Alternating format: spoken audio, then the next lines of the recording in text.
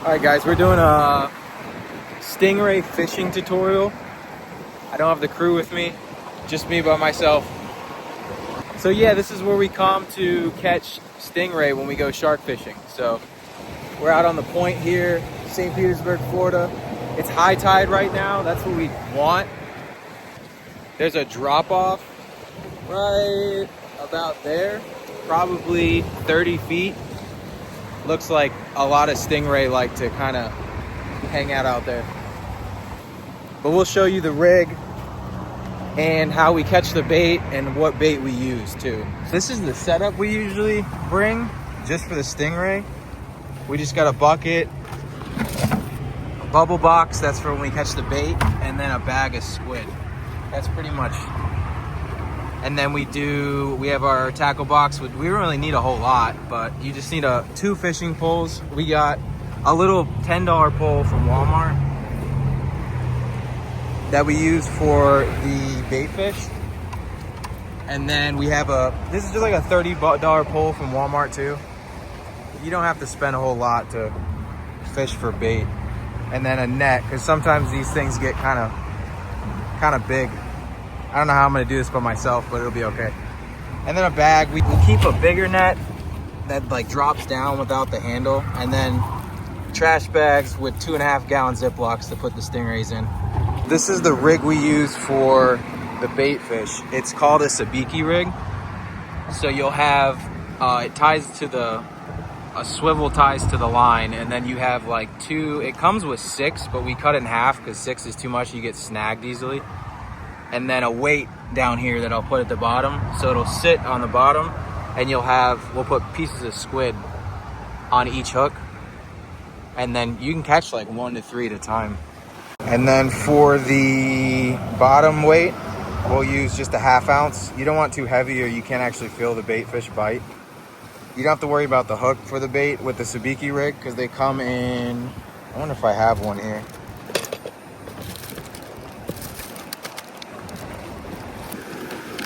All right, well, it looks like I don't have a Sabiki rig, but I have the one that I already put on there. So let's hope I don't get snagged because I am beat. You can get one of these like Walmart for like $5. And it probably won't last you, it'll last you a week, but after you open it, I'd only use it like once because it starts to get all gross in the bag. So I just buy a new one every time.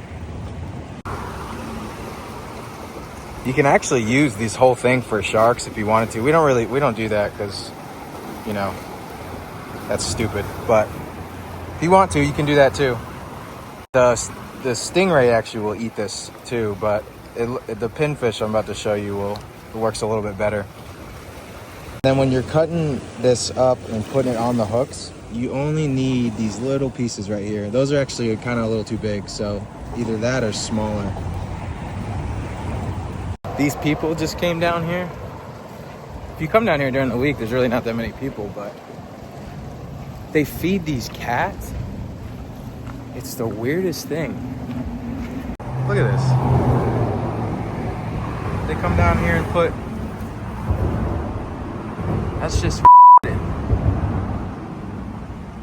I don't want that over here. I might use you, buddy. Glad I got to see the cat lady though. We've been wondering who puts that down here.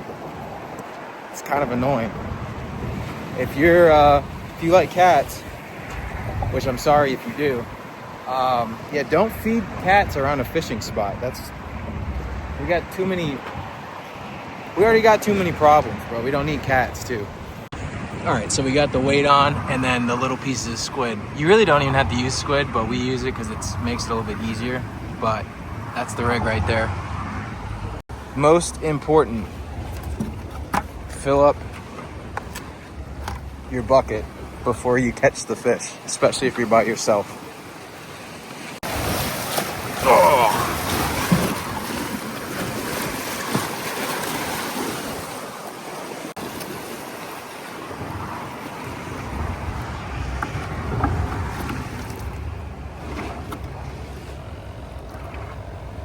You really don't need this bubble box it just makes the fish last a little bit longer before we cut them up.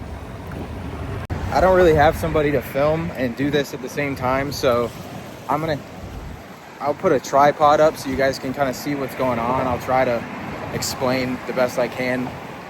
And then you'll also get our reaction whenever we finally catch a stingray.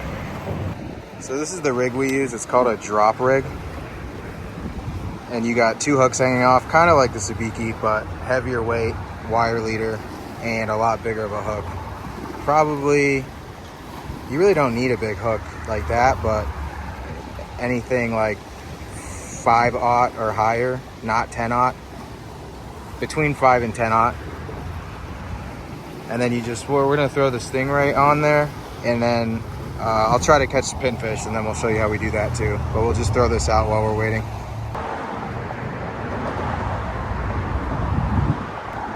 We've been trying to catch these for the longest time. Little needle nose fish.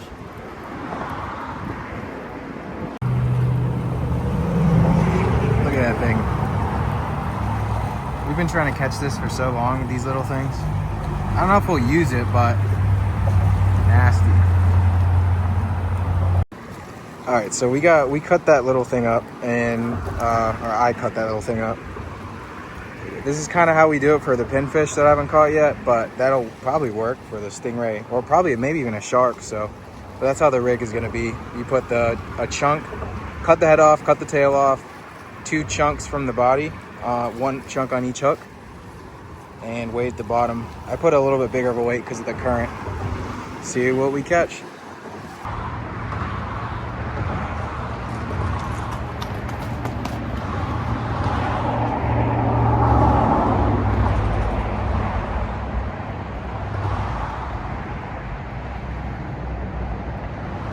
Got a little bonnet head. Woo. A little shark. It's not what we're looking for, but I'll take it, I guess. So a lot of people think these are hammerhead sharks. They're not. So you see this online and you comment hammerhead, nice hammerhead, just know you're stupid. That's all.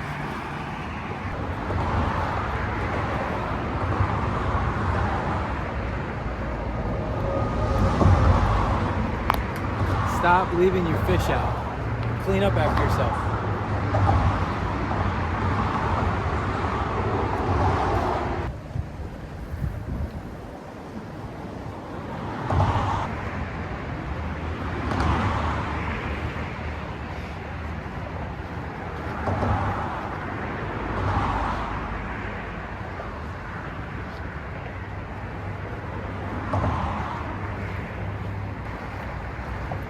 Snap the hook.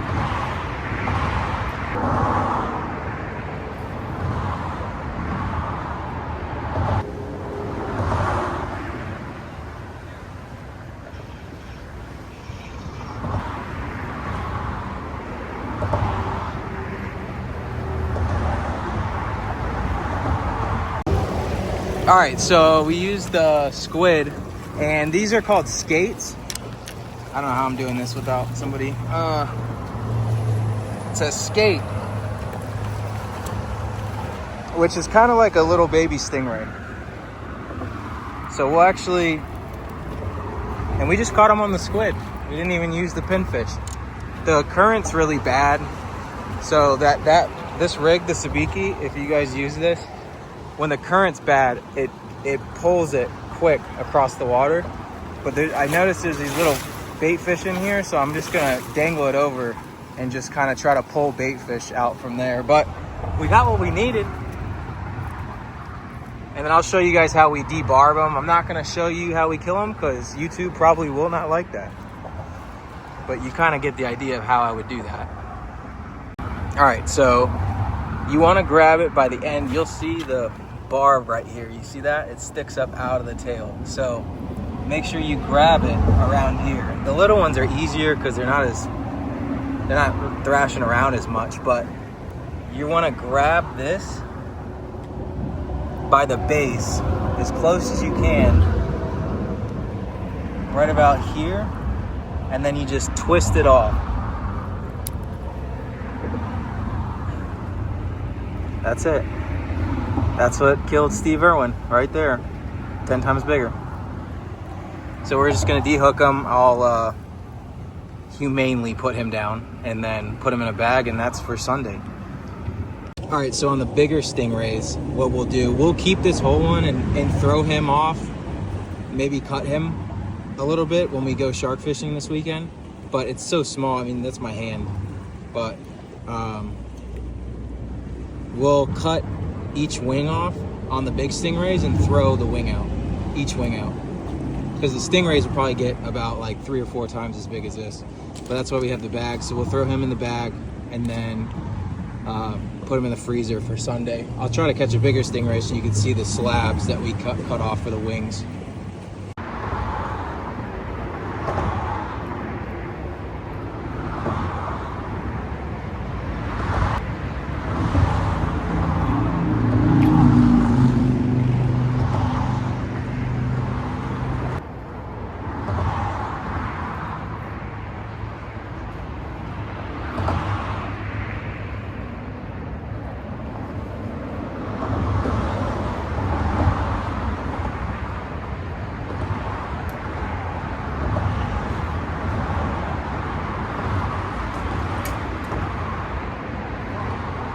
So that's probably 3, I think, stingrays that we just lost, or I just lost in the rocks. It happens. That's why it's called fishing, not catching.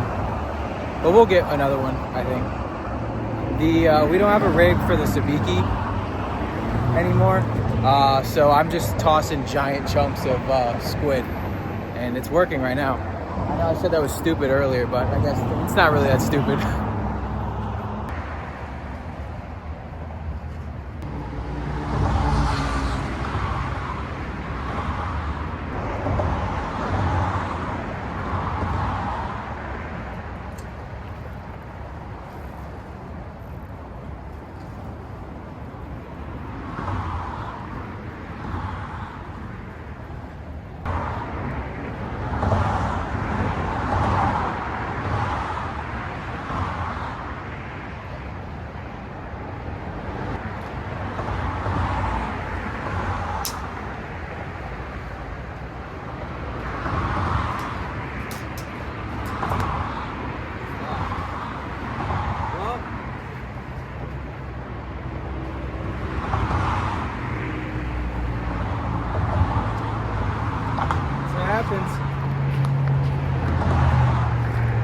Hey Darren, I'm not gonna tell you about this now, but you'll see it in the video. This is Darren's fishing pole.